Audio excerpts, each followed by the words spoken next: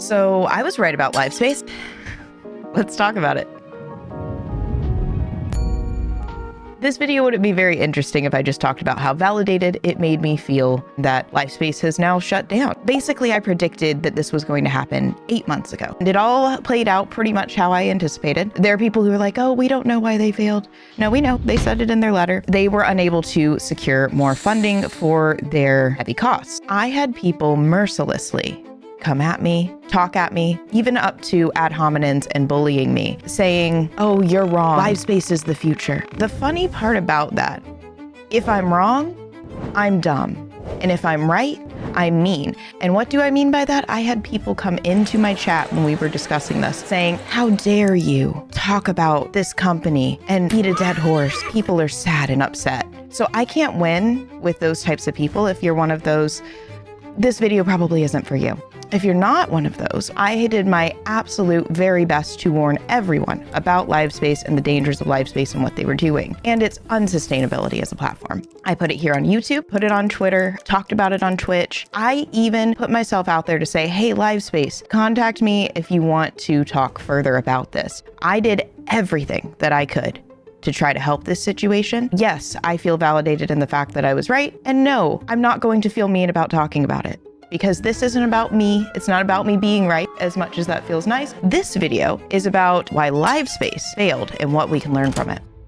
So educated predictions are interesting because a lot of people form emotional attachments to brands, to businesses, to groups, especially in an industry like this where passion sometimes equals profit, engagement bait can equal profit, all these things can equal livelihoods. Of course, people are going to get upset. And so in Livespace's specific situation, not only did I predict that the business was unsustainable and unscalable, and I broke it down. If you want to see that, go back to my other Livespace videos. Creators have been locked out of due to high barriers to entry. That's not what the barriers to entry are about. Okay, so they're misunderstanding high barriers to entry when I read this again. They are legitimately explaining how the barriers to entry are for creators, not for themselves. That's a huge difference. Look, they have a good mission statement. They have a good thought. They're trying to do something good, but they have a complete misunderstanding of how the industry works. They didn't do their market research well. They don't understand how a business works. They don't understand what their actual value proposition is. If I had to explain their elevator statement for this business, their value proposition that they keep selling us on, it is, we're better than the others for creators. That's not a value proposition that is going to get them anywhere. Their costs were unsustainable. They didn't have a good plan for monetization, and that was in part due to them not understanding their own value proposition. To compare themselves to TikTok, their main actual value add would be to be a social media platform that has really good live streaming. So TikTok, Instagram, they can compare themselves to these social media platforms and things like Patreon, where people could come and have it all. They've got to have consumers that come in and want to go and enjoy that space. And if they're just selling to creators, who's watching? How can you compare yourself to TikTok when your value proposition is live streaming? Live streaming on TikTok and Instagram came about because it was an opportunity to add something onto a platform that had an already established billions of people audience. This is a brand new company that doesn't have that, wants to try to leverage social media elements, sharing posts and pictures and memberships without having an established community. And that's the whole problem. If they don't have a popular live streaming service and they don't have a popular... The value proposition that they had was to compete with all of the large live streaming platforms, which was more or less impossible without differentiation in something that they can monetize. They had these really cool ideas. People were really excited about it. People were really passionate about it. But good ideas do not make a good business. A lot of businesses, a lot of new time entrepreneurs, a lot of what I've done in my own journey is to just solve a problem. That's what they tell you. In every step of business, everywhere you go, one of the first things that you learn in business formal study is solve a problem, solve a problem, solve a problem. The problem with solving a problem is that it might not be a solution that anyone or enough people are willing to pay for. That is significantly more true in any industry like the creator industry, for instance, telecommunications. So in the telecommunications industry, there's something called network externalities. That sounds like a big fancy term. What it really means is that a service becomes more valuable as the number of users increases. So basically, you need a lot of people for the business to succeed. We saw that with LiveSpace, where they were basically demanding of anyone who worked with them to promote their platform. They were desperately seeking any sort of marketing. It showed in their first situation that made me even want to make a video, which was their beta. To sign up and get your handle, you had to also get 3 other people to sign up. It was like constant pyramid scheme type efforts of desperation in order to try to secure a user base. The same thing with them offering 100% of the cut to creators. They're going to have to burn a lot of money for that to eventually make them that money back. And they were burning that money to get a large user base, but they weren't going to be able to do that simply by their ideas alone. And they thought that they could, because they said, oh, we're going to implement the things that everyone has been asking for in the industry.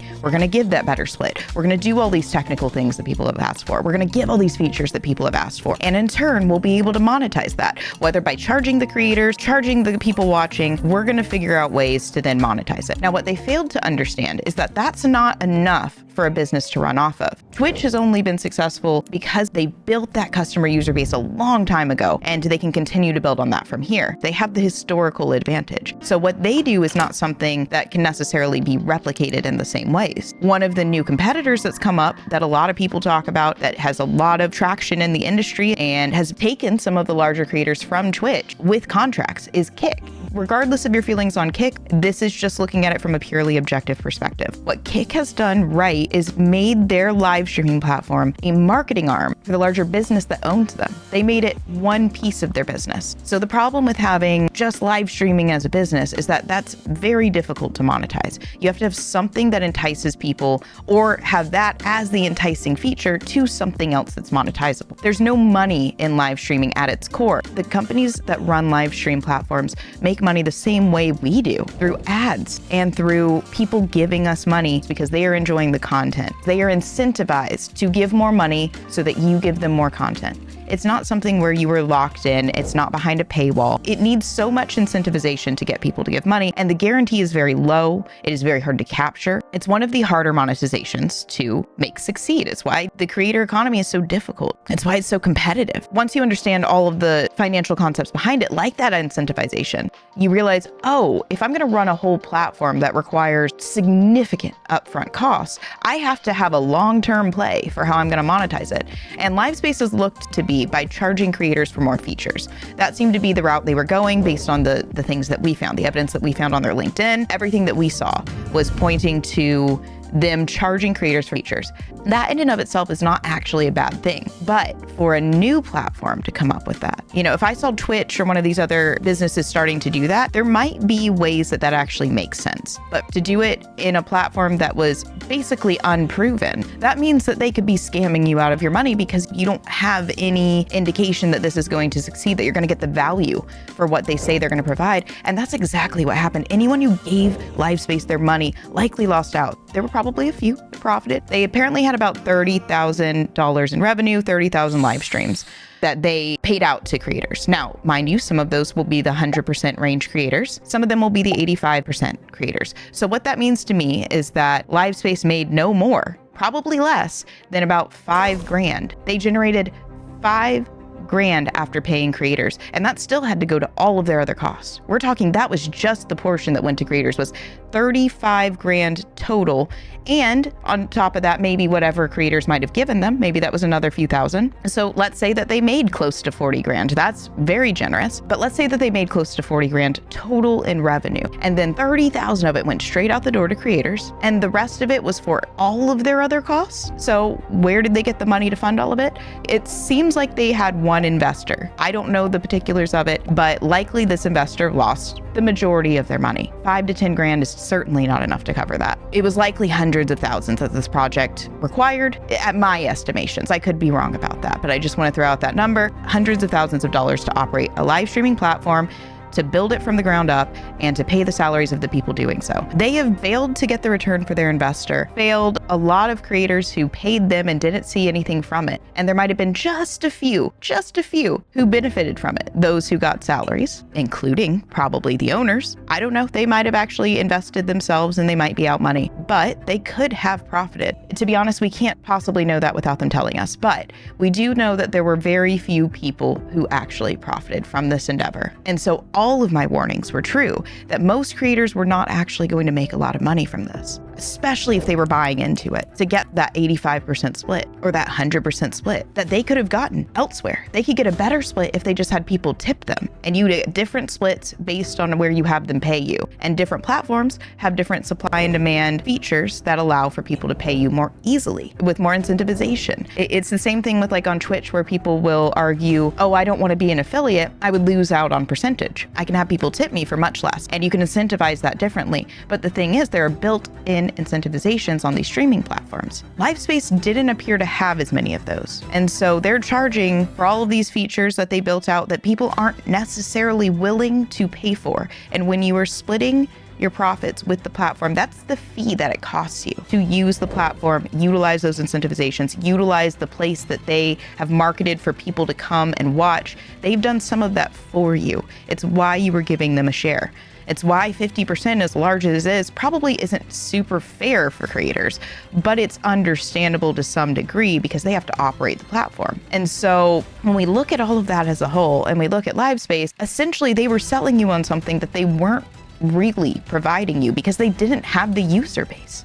They would have had to have a user base to fulfill all of the things that they told you. And so they desperately clung to lightly predatory behavior and something like, oh, you're, a LiveSpace partner now, offering a title so that you will do free work for them. They decreased the fee that you have to pay to them for your right to get payments from your community in return for you marketing their platform. They required a certain amount of hours that people would have to stream on the platform. Even though you weren't limited to stream on LiveSpace alone, you had to stream a certain amount of hours on there, and we only have so many hours in the day, even if you're multi-streaming. A lot of times these contracts do give you upfront money. Upfront money versus a percentage share are two different things. They're two different types of incentivizations, and they were taking incentivizations that are normally required for a contract that will pay you money up front, and they were requiring that type of work from the creator, and instead only giving them a share of the money that people would be giving them anyway. They had to create the incentivization themselves. Lifespace didn't have that power because they didn't have the user base. They had very little to offer other than the split.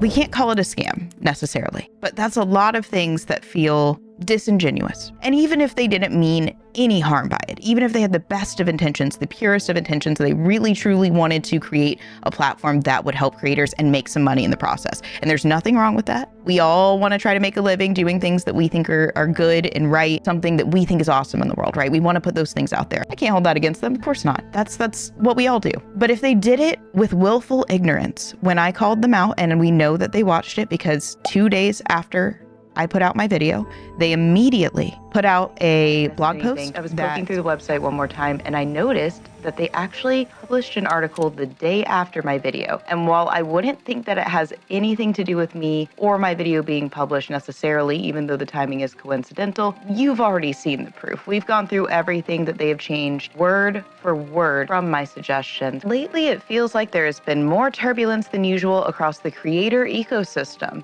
and the services that creators utilize to create content, manage their community, and monetize their work. Given all the instability and uncertainty, it is only natural to have questions about LiveSpace Media Inc. Where have I heard this before? There's some interesting things going on in the streaming world right now, including the rise of new streaming platforms, which generally more options can lead to a net positive for consumers in live streaming, you, me, and anyone who's interested in streaming. However, as is the case with any thriving business, there emerges the magical world of scams. I'm not saying this platform that we're about to talk about is officially a scam, but I am going to say that it does not currently pass the vibe check. I'm going to introduce you to a platform called LiveSpace. So I wanted to know, who is LiveSpace Media Inc.? They're speaking directly to me without mentioning me. What is this? LiveSpace, if you're gonna speak to me, maybe have the confidence to use my name. That's why we're here to address some of the most frequently asked questions. LiveSpace, stop lying. Stop it. This was published the day after my video. This wasn't your community giving you feedback. This was a creator giving you a critique. I understand if you're upset with me because I showed you some things about your business that you don't like. But this sentence right here is lying to your community. And then they changed and updated many things that I'd called them out on, including the unethical practice I mentioned where they had stolen the likeness from creators they'd not gotten permission from. With permission by, they don't have that. And they also don't even mention Cullen and Samir on here. That feels super sus. If you don't know these guys, awesome podcast for creators. Go check them out on YouTube. They're using their content, I guarantee, without permission. I don't see permission granted anywhere on here or mentioned anywhere on here. And if I went onto a website, especially a new creator platform, that I saw my picture being used to promote their platform, I would be like, boop, boop, boop, boop. Hi, lawyer. That's real bad. This is a really strong sign that they don't know what they're doing and they're not going to be doing what they're doing responsibly. And the fact that they removed their picture suggests that I was correct and that they did not have permission to use their picture. They removed it within 3 days of my video that has not more than like 200 views on it. They are quaking in their boots because they know I'm right and because they have done things that are not even close to legal here. They owe Colin and Samir at the very least an apology for using their picture for nearly a year. You can see that the date is August 29th, 2022. This is inappropriate. Livespace, you took my ideas and you ran with them. And then they took all of that information from me. They updated the value proposition on their FAQ. They did all of these things that I'd mentioned in the video without giving me so much as a singular word of credit. Now, while that may be more or less fair because I'd put it on a public YouTube video like I'm doing right now, it doesn't feel very ethical when paired with some of the other things that they did. You put all of these things together in one basket, and you see that even if they had good intent, they were going about it in a way that showed that they weren't afraid to push the lines of ethics in business. And that's not a very good foundation. I would not have trusted them to do the right thing in many situations for creators. And of course, many of these platforms we could say the same thing about, that Lifespace isn't any different than them, right? Here's the actual difference. A lot of these platforms are run as a business by a larger business, and that gives some foundational level of security for creators to know that they are going to get what they were told they were going to get. It's a better contract, if you will. This was an unproven concept by unproven people in the industry, and something about it always felt off to me, and that's what I was calling out. And so even if they had the best of motivations, the best of intentions, it's always important to understand where those motivations are so that you can make the best decision for yourself. I never told anyone how to think about it. I walked everyone through my logic process and still had people bullying me for it and saying, "You're dumb. You don't know what you're talking about. This is the future," and much more. Incredibly more mean things than that. Their community was brutal, disrespectful, and they were breeding that. They were breeding that type of culture within their platform. I even had a peer who I have known in the industry for a while who was very pro Lifespace. They watched my video and said, "Hey, Lifespace, are you going to answer for what you have done to this creator?" They were still pro Lifespace, but they still spoke out on my behalf. And I appreciate that creator so much because it validated exactly what I was trying to say. It's not that Lifespace couldn't be good, that it didn't have good ideas. It's that they were going about it all wrong. They were never going to be able to scale it that way. Not with the value proposition they were focused on. What do I mean by that? I know I've kind of gone on some rants here. Let's get into specifics. What they could have done with their value proposition. And I'm now giving this away for free. So, you know, if they make a comeback, they could always take it, but I would still very much recommend that they come to me and pay me for my services so that I can help them do it right.